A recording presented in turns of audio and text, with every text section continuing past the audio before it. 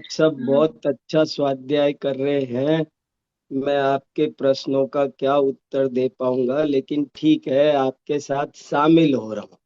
अपन सब मिलजुल करके उत्तर खोजेंगे। उत्तर खोजने की जिम्मेदारी मेरी अकेली नहीं है, और होती भी नहीं है। कभी भी नहीं होती है। पहली महत्वपूर्ण बात तो यही निकल आई है कि कभी भी कोई दूसरा हमारा समाधान कर नहीं सकता है। अंत तो गत्वा हमें खुद ही अपना समाधान करना पड़ता है। ये बात सब आचार्यों ने बहुत लिखी है। आत्मा ही अपना गुरु है। यदि प्रश्न अपने अंदर से उठ जाए एक बार, तो ऐसी कोई बाधा नहीं है कि उसका उत्तर ना मिले। मिल ही जाता है। कभी कभी थोड़ा समय लग जाता है, देर हो सकती है, पर आत्मा सर्व समाधान कारक है। ये सूत्र अपना याद रखो।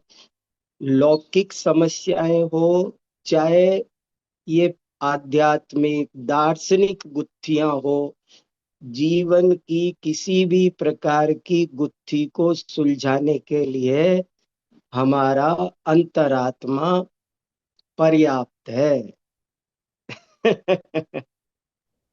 बहुत अच्छा। क्योंकि बहुत ही मैं अच्छा। खुद ऐसा बहुत बार देखता हूँ। मेरे साथ कई बार ऐसा होता है कि कोई प्रश्न होता है मेरे चित्त में, और मैं बहुत जूझता रहता हूँ, और फिर मैं बहुतों से पूछता भी हूँ। मैंने कम से कम 10-10 बड़े बड़े विद्वानों से विनय पूर्वक पूछता हूँ, लेकिन पता नहीं, मुझे संतोष नहीं मिलता है। और आखिरकार, हमेशा नहीं, लेकिन कई बार ऐसा होता है कि बहुत बार उनके समाधान से मुझे समाधान की किरण मिल जाती है। ओ, ये डायरेक्शन है।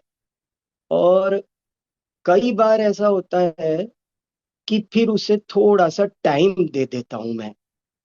और क्योंकि पादः कालेन पच्यते, ऐसा धवला में एक वाक्य आया है कि धवला में एक बहुत सुंदर श्लोक आता है कि 25% ज्ञान गुरु से प्राप्त होता है, 25% ज्ञान अपनी बुद्धि से प्राप्त होता है, 25% ज्ञान अपने सहपाठियों की सहायता से प्राप्त होता है, और 25% ज्ञान समय पाकर अपने आप प्राप्त होता है। बहुत सुंदर श्लोक है। मैं वो श्लोक आपको भेज दूंगा।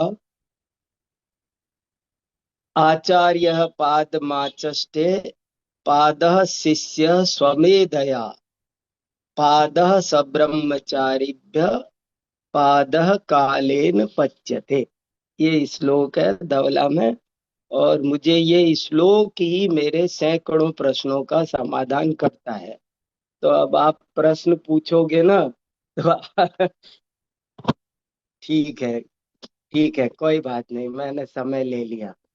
नहीं नहीं, बहुत ही एक थॉट प्रोसेस मिलता है इनको। हाँ, क्वेश्चन एक बस एक ये निमित्त बन जाते हैं, ये बट हाँ। दिशा है, दिशा है। दिशा हमारी ठीक होनी चाहिए। अपने आप क्या कर सकते हैं, समव शरण में तीर्थंकर भी समाधान नहीं कर पाते हैं। सब निमित्त मात्र होते हैं। और ठीक है, कोई काल लब्धि आई हो, ऐसा ही अपना योग बना हो, लेकिन आता है अंदर से। कई बार तो मुझे प्रश्न बने बने सो जाता हूँ। रात में स्वप्न, जाने क्या होता है पता नहीं, मैं वहीं कहीं खो गया होता हूँ, मालूम नहीं। सुबह समाधान हो जाता है। तो ऐसे ही आप चिंता मत करो। अपनी जिज्ञासा को धो, उसका परिष्कार करो। जिज्ञासा परिष्कृत होगी तो समाधान 100% मिलेगा। संसार की कोई शंका ऐसी नहीं है जिसका समाधान नहीं हो सकता। हो सकता है, देर हो सकती है, और जैन आचार्यों ने तो ऐसी सुंदर सुंदर चाबियां दे रखी है हमारे पास। कुछ चाबियां अद्भुत होती हैं, उन चाबियों को संभाल के रखें। उन्होंने ऐसी मास्टर कीज दे रखी है कि एक एक एक चाबी से सारे प्रश्नों के समाधान हो जाए। ऐसी चाबियां हैं, बहुत अद्भुत अद्भुत चाबियां हैं। चलो अपन चर्चा शुरू करें। यस। ये पंडित जी बहुत बड़ा समाधान है। ये स्वयं आपका जो कथन है वो बहुत बड़ा समाधान है कई प्रश्नों अब के लिए। अब देखो, ये बात कहने को सोचकर नहीं बैठा था मैं। मैंने सोचा देखता हूँ क्या प्रश्न आएगा। मैं अपने मन को शांत करके बैठा बस, कि मैंने बस यही भावना भाई है। थोड़ी देर पहले मैं नहा धो के थोड़ी देर पूजा करके सामायिक करता हूँ। मैंने अभी वो सामायिक करके उठा तो एक ही भावना भाई, कि मेरा उपयोग इधर उधर ना जाए। आपके प्रश्न को मैं शांति से सुनूं और उसके क्या समाधान हो सकते हैं उस पर बहुत ईमानदारी से चिंतन करूं। बस मैंने ये सोचा था, लेकिन ये भी एक नई बात निकल कर आ गई।